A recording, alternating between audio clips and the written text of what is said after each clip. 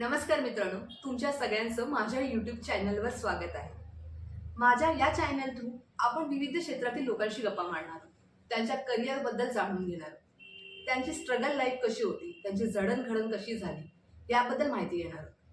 म्हणूनच मी माझ्या या चॅनलची सुरुवात डोंबिवलीमध्ये असलेल्या फॅशन इंडस्ट्रीमध्ये काम करत असलेल्या म्हाळसाज होलसेल टेक्सटाईल यांच्यासोबत करत आहे. म्हाळसाज होलसेल टेक्सटाईल हे डोंबिवली स्टेशन पासून 5 ते 10 मिनिटाच्या अंतरावर आहे. त्यांचे ओनर म्हणजे लीना शिर्के यांनी त्यांच्या करिअरची सुरुवात म्हणजे फॅशन इंडस्ट्रीमध्ये कशी केली याबद्दल आपण त्यांच्याकडून थोडीशी माहिती घेणार आहोत.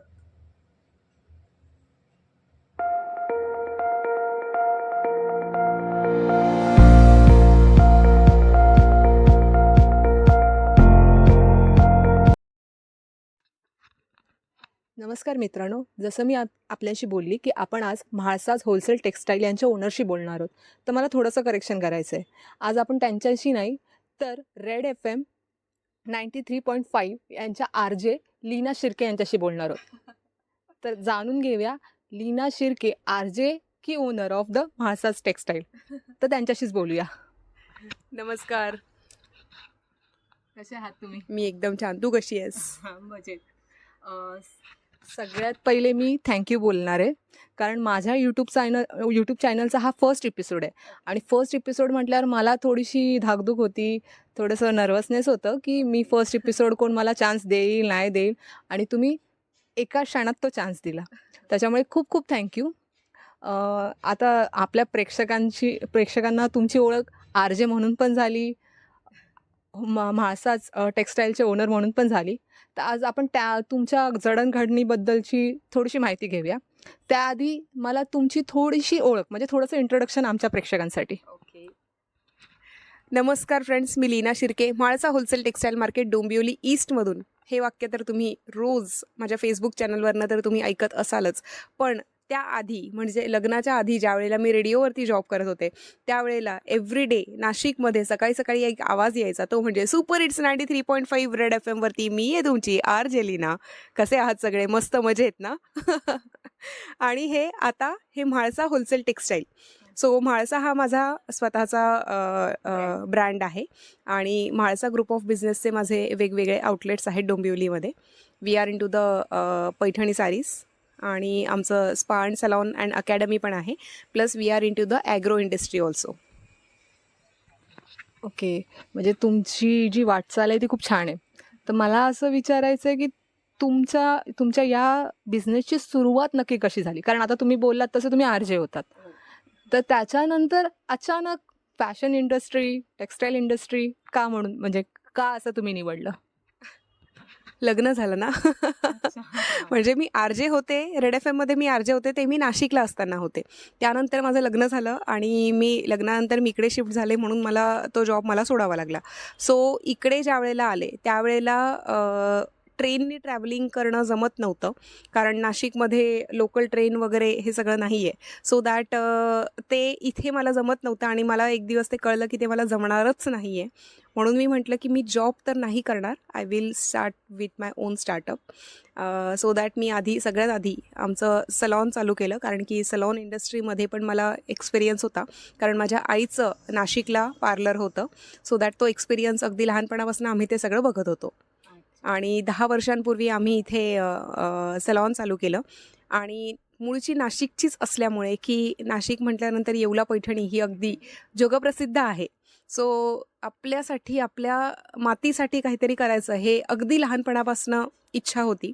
सो म्हणून म्हटलं की आपली जी संस्कृती आहे त्या संस्कृतीला पुढे नेण्यासाठी आणि त्या संस्कृतीला आणखीन 4 चांद लावण्यासाठी, जे ऑलरेडी खूप खूप छान अशी आहे, आणि आणखीन काहीतरी वेगळं काय करता येईल आपल्या संस्कृतीसाठी, तर त्याच्यासाठी आम्ही पैठण्यांचं शॉप इथे चालू केलं. पण पैठणी म्हटल्यानंतर फक्त लेडीजसाठी आहे, हा लेडीजचा आयटम आहे असा एक गैरसमज होता काही वर्षांपूर्वी. पण आम्ही ज्यावेळेला हे मी सगळं चालू केलं, सो त्यावेळेला लहान मुलांसाठी ड्रेसेस आणि जॅकेट्स, पैठणीचे जॅकेट्स आज खरोखर खूप आता प्रसिद्ध झालेले आहेत आणि अगदी पैठणीची थीम आजकाल लग्नांमध्ये बघायला मिळते आपल्याला. सो त्याची सुरुवात अगदी मी चालू केली होती असं म्हणायलाही मला खूप आवडेल. कारण की जेव्हापासून आम्ही ते स्टार्ट केलं आहे तेव्हापासून ते आत्तापर्यंत अनेक सेलिब्रिटीजला सुद्धा आम्ही ते जॅकेट्स दिले होते आणि एकदा ते टी व्हीवरती आल्यानंतर ते ऑटोमॅटिकली व्हायरल व्हायला सुरुवात झाली होती. आणि आज आपण बऱ्याच वेळेला बघू शकतो की अगदी गुजराती मारवाडी लग्नांमध्ये सुद्धा पैठणी जॅकेट किंवा पैठणीची थीम ही ठेवली जाते आणि आमचे सुद्धा गुजराती मारवाडी कस्टमर्स आहेत की जे आमच्याकडनं ॲज ए पैठणी थीम त्यांनी ठेवलेली असते आणि ते आमच्याकडनं पैठणीची सगळी खरेदी करत असतात. मग आता मी आमच्या प्रेक्षक वर्गांमधल्या जेंट्स प्रेक्षक वर्ग त्यांच्याकडून थँक्यू बोलेन. कारण कसं होतं, नेहमी मुलींसाठी खूप व्हरायटी असते ना, पण जेंट्ससाठी पुरुषांसाठी नसते. मग पुरुषांना तुमच्यातर्फे असे खूप कपड्यांची व्हरायटी मिळाली, त्याच्यामुळे थँक्यू. आता जवळजवळ माझा ह्या रिलेटेड जो प्रश्न होता त्याचे बऱ्यापैकी तुम्ही उत्तर, म्हणजे तुमच्या एकाच ह्याच्यात उत्तर आले, की मला असं वाटलेलं की गारमेंट क्षेत्रात आल्यानंतर खूप ऑप्शन्स असतात. फॅशन इंडस्ट्रीमध्ये खूप, म्हणजे आत्ता ट्रेंड दिवसाला आठवड्याला चेंज होतात. प्रत्येकाला नवीन trends, gym look, airport look असं घालायला आवडतं. मग तरीही तुम्ही तुमच्या पारंपरिक पद्धतीने जे जपत आले, जसं तुम्ही नाशिकच्यात बोललात तर तुम्ही पैठणीच निवडली. त्याच्यानंतर तुम्ही आपल्या मराठी संस्कृतीला जपणारे वेशभूषा, कपडे ह्यातच तुम्ही बिझनेस करायचं ठरवलं. मग तुम्ही हा ठरवताना कुठेतरी रिस्क फॅक्टर नाही वाटला का? आणि तो तुम्ही कसा टॅकल केला? कसं तुम्ही त्यातून बाहेर आलात किंवा तुम्ही कसं स्वतःला प्रूव्ह केलं? आपण खरं तर कोविडपासून शिकलेलो आहोत की आजकाल माणसाच्या आयुष्याची सुद्धा गॅरंटी नाही आहे. सो दॅट रिस्क ही प्रत्येक गोष्टीमध्ये आहे. मग तो तुमचा जॉब असेल, तुमचा बिझनेस असेल किंवा काहीही असेल. सो दॅट त्याच्यामुळे आता रिस्क तर प्रत्येक गोष्टीमध्ये आहे. तू जसं म्हणालीस की एव्हरी डे ट्रेंड चेंज होत असतो. तर येस, ऑफकोर्स त्यातल्या त्यात सलॉन इंडस्ट्रीमध्ये सुद्धा ॲज ए ग्लॅमरस फील्ड म्हटल्यानंतर एव्हरी डे नवीन काहीतरी येत असतं, नवीन ट्रेंड येत असतो. सो इनफॅक्ट मला नवीन गोष्टी शिकायला खूप आवडतं.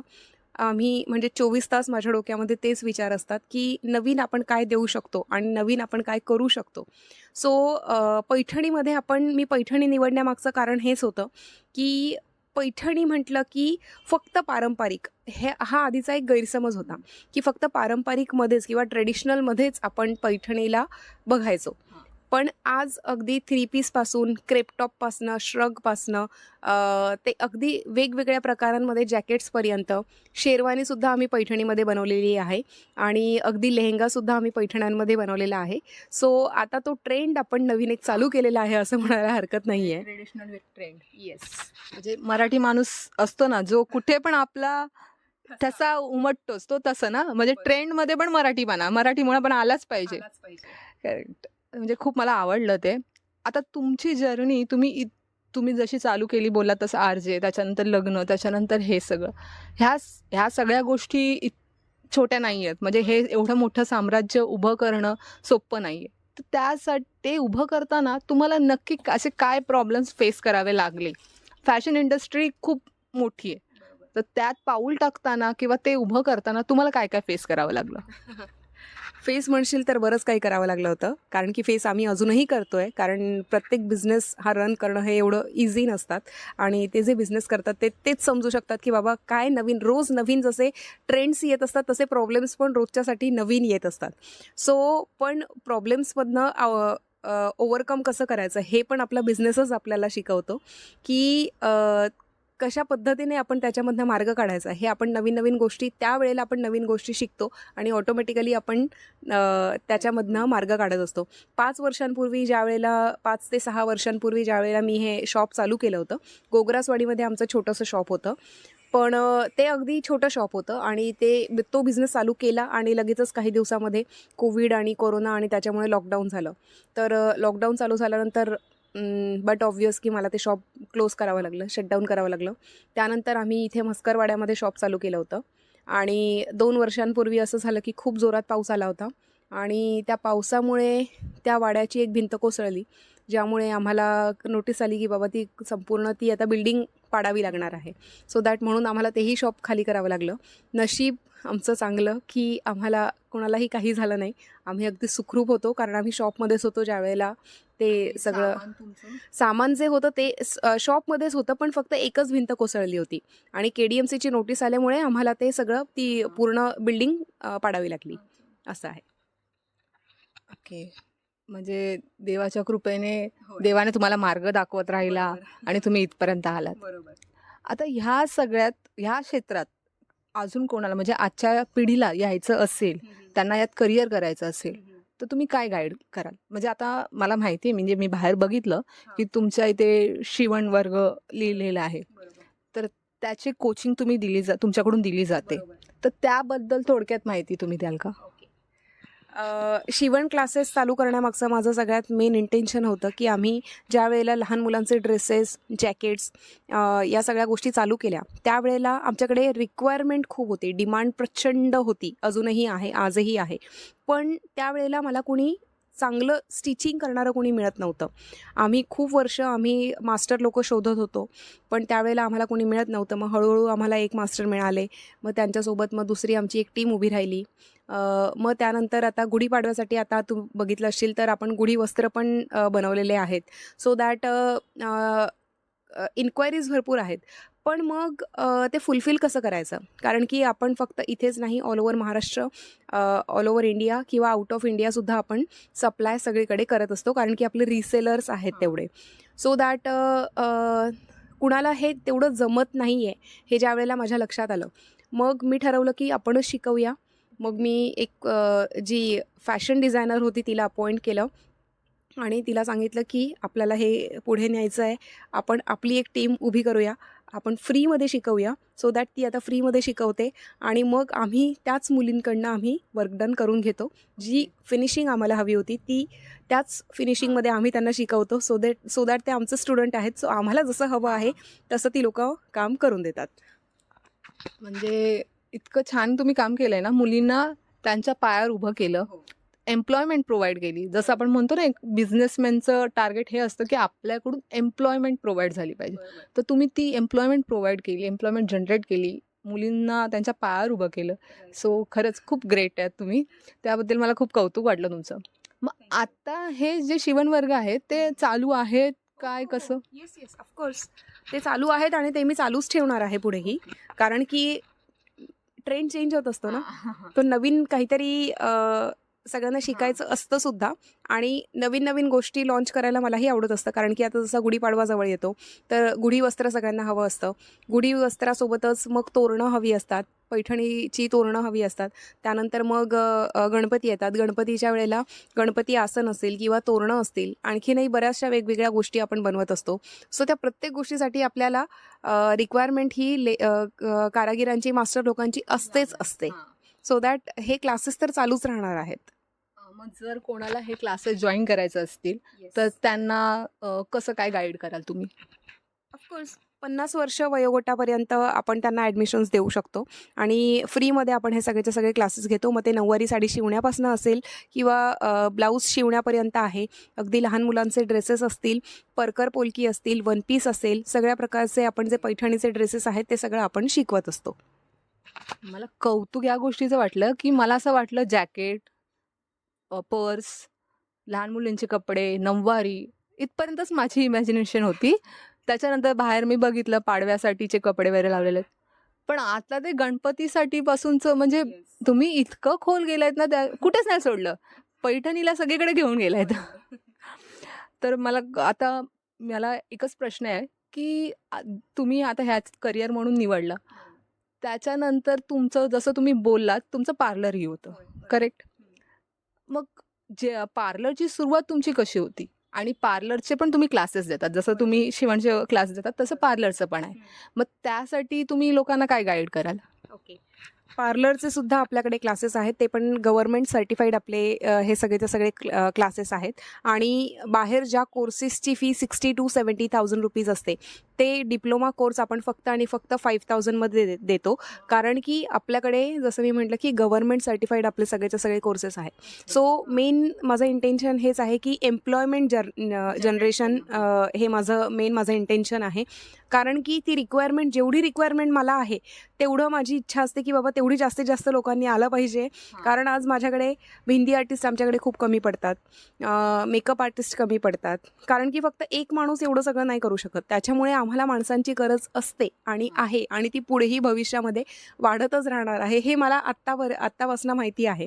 म्हणूनच गणपतीची तयारी मी आत्तापासूनच करते. अगदी दिवाळीचं सुद्धा कुठल्या महिन्यामध्ये काय करायचं आहे हेही मला माहिती आहे. 15 ऑगस्टचे ड्रेसेस पण आम्ही जून जुलै महिन्यापासून स्टार्ट करतो, सो दॅट त्याची तयारी मला आत्तापासून चालू करायची, किंवा तेव्हापासून आम्ही सगळं चालू करतो. सो दॅट पण ते करण्यासाठी मास्टर्स किंवा जे काही आपले कारागीर असतील तर ते सगळ्यांना रेडी मला आत्तापासून करावं लागेल. तर ते मला कुठेतरी ऑगस्ट, सप्टेंबर, ऑक्टोबर, नोव्हेंबर, डिसेंबरपर्यंत ते रेडी होतील. मास्टर्स किंवा कारागीर बोलण्यापेक्षा मी असं बोलेन की तुमची एक फॅमिली आहे. कारण ना तुम्ही इतकं छान बॉन्ड करून ठेवलंय. प्रत्येक सणासाठी आधी प्रिपेअर करण्यासाठी आपल्या बिझनेसमध्ये एक प्रत्येक एम्प्लॉयमेंटपासून त्यांच्या ओनरपर्यंत सगळ्यांशी एक दोघांचा एक छान बॉन्ड असला पाहिजे. तो तुमच्यात दिसतो. माझा एक प्रश्न आहे की माझा आवडता प्रश्न आहे हा. आत्ता तुमच्या म्हाळसा होलसेलच्या किती ब्रांचेस आहेत आणि अजून कुठे कुठे आहेत, व तुमचं ड्रीम लोकेशन काय आहे की तुम्हाला फ्युचरमध्ये अशा ठिकाणी ह्या म्हाळसा होलसेलची एक ब्रांच ओपन करायची? माझं ड्रीम लोकेशन आहे ते म्हणजे पुणे. पुणे हे माझं ड्रीम लोकेशन आहे, कारण की पुणेकर सुद्धा आमच्यावरती प्रचंड प्रेम करतात. की जेवढा बिझनेस माझा डोंबिवलीमध्ये होतो तेवढाच बिझनेस माझा पुण्यामध्येही होतो. पुण्यामध्ये आम्ही रेग्युलर आमचे एक्झिबिशन्स आम्ही करत असतो. पुणे उत्सव एक्झिबिशन असेल किंवा टाइम्सचं एक्झिबिशन असेल तर त्या एक्झिबिशनमध्ये आम्ही पार्टिसिपेट करत असतो. आणि म्हणून माझं जे ड्रीम लोकेशन म्हणता येईल तर ते आहे पुणे. म्हणजे प्रेक्षकांनो, लीनाताई फक्त मराठी संस्कृती बिझनेसमध्ये नाही जपत, तर ते त्यांच्या विचारात पण जपतात. म्हणजे आता लोकांना विचारलं असतं ड्रीम लोकेशन तर ते आउट ऑफ इंडिया किंवा US असं काही काही सांगितलं असतं, पण तुम्ही बोललात पुणे म्हणजे पूर्ण मराठी. बरोबर. आउट ऑफ इंडिया आपण सप्लाय करतो आहोत आणि ते मग सप्लाय करू, सप्लाय करू, पण मला इच्छा नाही तिकडे जाऊन पुन्हा मग तिथे सेटल व्हायचं आणि तिथे सगळं करायचं. नाही, आपण आपल्या भारतातल्या लोकांना एम्प्लॉयमेंट आपण उभी करून देऊ शकतो. आणि आपण खूप मोठे नाही आहे, आपलं काम छोटं छोटं असणार आहे जे आपल्याला मोठं मोठं करत जायचं आहे, आणि तशाच पद्धतीने आपण काम पण करतो आहे. सो दॅट आपण म्हणून म्हटलं की पुणे हे माझं ड्रीम लोकेशन आहे, आणि आपल्या लोकांकडनं काम करून आपण आपल्या भारतातनं बाहेर पाठवूया. मी बाहेर एक तुमचा बोर्ड वाचला की होलसेल आणि रिसेलिंग. बरोबर. तर रिसेलिंगला देण्यासाठी कोणाला एखाद्याला जर रिसेलिंग करायचं असेल तुमचे प्रोडक्ट्स, तर तुमच्याकडून कितीचा माल घेणं अपेक्षित आहे, की असं इतक्याचा माल घेतला पाहिजे वगैरे असं? ओके. रिसेलिंगसाठी 1 रुपयाची पण इन्व्हेस्टमेंट गरजेची नसते. 0 इन्व्हेस्टमेंटमध्ये तुम्ही तुमचं रिसेलिंगचा बिझनेस हा बिंदास चालू करू शकता. त्याच्यामध्ये तुम्हाला कुठल्याही प्रकारची इन्व्हेस्टमेंट करायची नसते. इनफॅक्ट आय कॅन से की तुम्ही घरी बसूनसुद्धा जर तुम्ही समजा हाऊसवाईफ असाल किंवा तुम्ही स्टडीज करत असाल तर तरीसुद्धा तुम्ही रिसेलिंगचा बिझनेस हा करू शकतात. जसं काही आमच्याकडे जे काही प्रोडक्ट्स आहेत त्याचा रोज इथे फोटोशूट होत असतात. आमची टीम त्याचा फोटोशूट करत असतात आणि फोटोज काढत असतात, आणि ते सगळे फोटोज आम्ही आमच्या रिसेलिंगच्या ग्रुपवरती आम्ही शेअर करतो. त्यांच्यासोबत शेअर केल्याने त्यांनी फक्त त्यांच्या कॉन्टॅक्ट स्पेअरमध्ये त्यांच्यासोबत शेअर करायचं आहे, आणि त्यांच्याकडनं ऑर्डर मिळाल्यानंतर मग आम्ही ते इकडनं डिस्पॅच करणार आहोत त्या रिसेलरच्या नावाने. जिथे जर त्यांना म्हणजे जर त्यांना हवं असेल तर आपण आपलं म्हणजे ब्रँड नेम सुद्धा तिथे कुठेही येणार नाहीये. सो दॅट ते त्यांना सुद्धा इन्कम जनरेट होईल, आणि त्यांच्या कस्टमरपर्यंत सुद्धा एक चांगलं प्रोडक्ट ते देऊ शकतील. म्हणजे मला ही कन्सेप्ट पण खूप आवडली रिसेलिंगची. म्हणजे मला तर असं वाटलेलं की रिसेलिंग होलसेल म्हणजे एक अमाऊंटपर्यंतचा माल विकत घ्यायचा आणि तो हे करायचा, पण हे पण खूप छान कन्सेप्ट आहे. आता जाता जाता म्हणजे तुम्ही तुमच्या करिअरमध्ये इथपर्यंत आलात, तुमची जडणघडण तुम्ही जे काय स्ट्रगल केलं, जे काय सगळं बघितलं ह्या करिअरच्या ह्या टप्प्यापर्यंत येईपर्यंत, त्या अनुभवावरून तुम्ही आमच्या ऑडियन्ससाठी म्हणजे आजच्या जनरेशनसाठी काय ॲडवाईस द्याल की त्यांनी कुठलंही करिअर म्हणजे मी फॅशन टेक्स्टाईल मार्केट इंडस्ट्री बोलत नाही आहे, इतर कोणतंही करिअर जर त्यांनी निवडलं, कोणत्याच करिअरला आज असं नाही आहे की इझिली काय मिळतं. त्यामुळे कोणतंही करिअर निवडल्यानंतर त्यात कसं टिकून राहायचं, कन्सिस्टन्सी कशी ठेवायची, प्रॉब्लेम्सला कसं टॅकल करायचं, काय सांगाल? मी एकच गोष्ट सांगेन, ते म्हणजे तुम्ही जी गोष्ट करत आहात त्या गोष्टीवरती तुम्ही प्रचंड प्रेम करा. आज माझं माझ्या बिझनेसवरती प्रचंड प्रेम आहे. जसं माझं माझ्या बाळावरती प्रचंड प्रेम आहे, तेवढंच प्रेम माझ्या बिझनेसवरती पण आहे. आणि ज्या वेळेला तुम्ही तुमच्या कामावरती प्रेम करायला लागाल, ऑटोमॅटिकली तुमचं कामसुद्धा तुमच्यावरती प्रेम करायला सुरुवात करेल. थोडेसे काही वर्ष असतात सुरुवातीचे, की ज्या वेळेला जसं बाळ अगदी लहान असतं त्यावेळेला त्याला अगदी फिडिंगपासून त्याचं सगळं आपल्याला बघावं लागतं. पण ते बाळ एकदा मोठं झाल्यानंतर ऑटोमॅटिकली ते चालायला लागतं. त्याला तुमचा हात पकडण्याची गरज पडत नाही. सेम थिंग बिझनेसमध्ये सुद्धा लागू होते, की बिझनेसमध्ये सुरुवातीपासून आपल्याला प्रत्येक वेळेला प्रत्येक गोष्टी सगळ्या सांभाळून घ्याव्या लागतात. सगळं स्वतःहून लक्ष द्यावं लागतं, प्रेम करावं लागतं तेवढं. अगदी काही वर्षानंतर तो बिझनेसच आपल्यावरती प्रेम करतं आणि आपलं जे पुढची जी गाडी असते ती ऑटोमॅटिकली चालू होते. म्हणून प्रेम करायला शिका. काही जे काम कराल तुम्ही, तुमचा जॉब असेल, तुमचा बिझनेस असेल, काहीही असेल, त्याच्यावरती प्रेम करा. तुमचा बिझनेस तुम्हाला ऑटोमॅटिकली वरच्या लेव्हलवरती घेऊन जाईल. वा वा, खरंच खूप छान. आता एक लास्ट, तुम्ही तुमच्याकडे काय काय अवेलेबल आहे त्याबद्दल थोडक्यात माहिती द्या. त्याच्याबद्दलची डिस्क्रिप्शन लिंक आणि तुमच्या यूट्यूबची लिंक पण आम्ही डिस्क्रिप्शनमध्ये टाकूच. पण थोडक्यात तुमच्या प्रोडक्ट्सबद्दल, तुमच्याकडचे जे काय आहे त्या सगळ्याबद्दल माहिती द्या. जसं की मी आधी सांगितलं, की आपलं स्पा सलॉन अँड अकॅडमी आहे, जी डोंबिवली ईस्टला छेडा रोडवरती सारस्वत कॉलनीमध्ये आहे. प्लस आपलं होलसेल टेक्स्टाईल मार्केट हे सारस्वत कॉलनीमध्येच आहे. ते तिथेच आपण आपली फॅक्टरी पण बाजूच्याच एका बिल्डिंगमध्ये आहे. प्लस आपलं पर्सेसचं पण शॉप आहे. त्यासोबतच आपला ॲग्रो इंडस्ट्रीमध्ये सुद्धा आपला खूप मोठा सेटअप आहे. अगदी रत्नागिरीचे आंबे असतील, आता माझं मूळ म्हणजे माझं जन्मस्थान हे नाशिक जरी असलं तरीसुद्धा माझं आत्ता सासर जे आहे ते रत्नागिरीचं आहे. सो दॅट रत्नागिरीचे आंबे असतील किंवा नाशिकची द्राक्षं असतील तर तीसुद्धा शेतामधनं डायरेक्टली आपण आपल्या कस्टमर्सच्या घरीसुद्धा देतो. म्हणजे तो अगदी फ्रेश आणि 100% नॅचरल असतात. आपले जे पण पदार्थ लाईक आंबे, हापूस आंबा असेल किंवा नाशिकची द्राक्षं असतील, की जी ॲक्च्युली खरं म्हणायचं तर इथल्या मार्केटमध्ये मिळतही नाहीत, तर ती जी द्राक्षं आहेत ती डायरेक्टली आमच्या शेतातनं आम्ही इथे आणतो आणि इथे डिस्ट्रीब्यूट करतो. आणि त्यालासुद्धा प्रचंड डिमांड आहे डोंबिवलीमध्ये. आणि खरं म्हणायचं तर डोंबिवली प्रचंड प्रेम करतात आमच्यावरती. म्हणून म्हटलं की तुम्ही तुमच्या बिझनेसवरती प्रेम करा, ऑटोमॅटिकली तुमचा बिझनेस तुमच्यावरती प्रेम करेल. म्हणून मला सांगायला आवडेल की खरोखर डोंबिवलीकर आणि पुणेकर आमच्यावरती प्रचंड प्रेम करतात, ज्याच्यामुळे आज आमचे एवढे सगळे बिझनेस मी हँडल करू शकते. आणि माझी टीम आहे पूर्ण, माझे टीम मेंबर्स पण त्यांच्या कामावरती प्रचंड प्रेम करतात आणि म्हणूनच ते त्यांचं काम इतक्या चांगल्या पद्धतीने करू शकतात आणि मनापासून ते सगळं काम करत असतात. म्हणून आम्ही एवढा मोठा सेटअप आम्ही हँडल करू शकतो. Thank you so much. तुम्ही तुमचा वेळ दिलात, आमच्या ऑडियन्ससाठी एवढी छान माहिती दिली. बस, थँक्यू.